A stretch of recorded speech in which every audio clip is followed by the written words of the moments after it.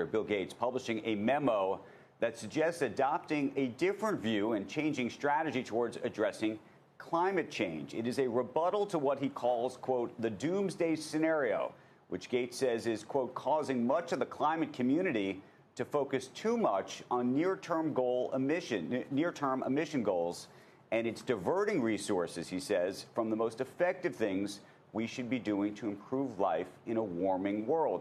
Climate is a super important problem.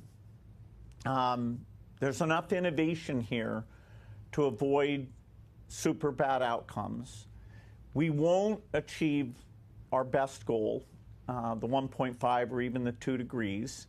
And as we go about trying to minimize that, we have to frame it in terms of overall human welfare, not just everything should be solely for climate. You were a huge supporter of the Paris Climate Accord at the time.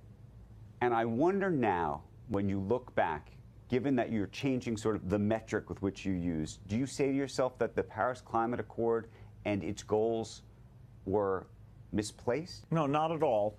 That was a key milestone because the countries of the world said, hey, this is a mutual problem.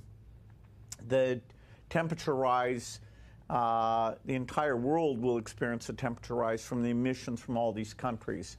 So getting countries to commit was very, very important. The one thing about that accord that turned out not to be realistic was the ambitious goal of staying to 1.5 degrees. We won't be able to do that. Even if you took all the money away from health, you wouldn't be able to do that.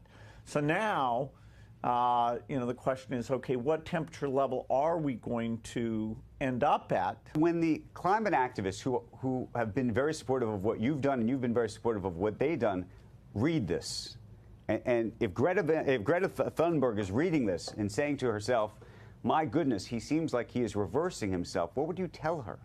I'd say, wasn't the goal here to improve human lives? And shouldn't we, in our awareness of how little generosity there is to help, measure, should we get them a measles vaccine or should we do some climate related activity? And if we stop funding all vaccines and that, saved you 0.1 degree, would that be a smart trade-off? That's the kind of question we have to ask. So I'm a climate activist, but I'm also a child survival activist.